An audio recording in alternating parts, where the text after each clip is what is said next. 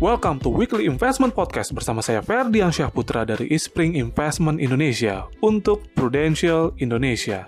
Indeks saham merupakan kumpulan berbagai saham-saham perusahaan yang bergerak di berbagai bidang usaha atau industri. Karena banyaknya variasi jenis usaha, maka dikelompokkan dalam klasifikasi industri tertentu.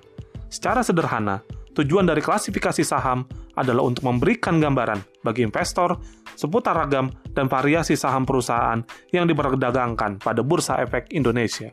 Klasifikasi saham juga memungkinkan investor dapat melihat pergerakan suatu indeks saham, sehingga investor dapat mengetahui performa harga secara umum atas saham-saham yang dimilikinya. Selain itu, investor juga dapat mengetahui kondisi pasar saham secara umum apabila terjadi perubahan kebijakan dari dalam maupun luar negeri. Semua perusahaan yang mencatatkan sahamnya di Bursa Efek Indonesia diklasifikasikan ke dalam 10 sektor.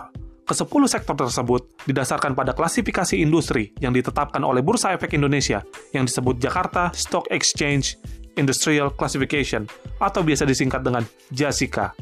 Segmentasi bisnis JASICA umumnya didasarkan pada klasifikasi bisnis Indonesia yang diterbitkan oleh Badan Pusat Statistik berdasarkan klasifikasi industri standar internasional.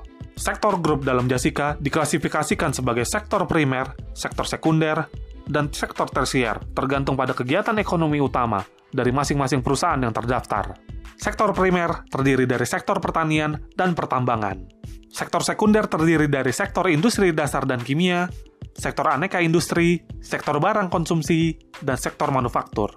Sementara sektor tersier terdiri dari sektor properti, real estate, dan konstruksi bangunan, sektor infrastruktur, utilitas, dan transportasi, sektor keuangan, dan sektor perdagangan, jasa, dan investasi. Dari ke-10 sektor tersebut, berdasarkan data Bloomberg untuk Bursa Efek Indonesia, posisi per 28 April 2020, sejak awal tahun, kinerja terburuk dicatatkan oleh sektor properti, real estate, dan konstruksi bangunan yang turun sebesar minus 42,46%.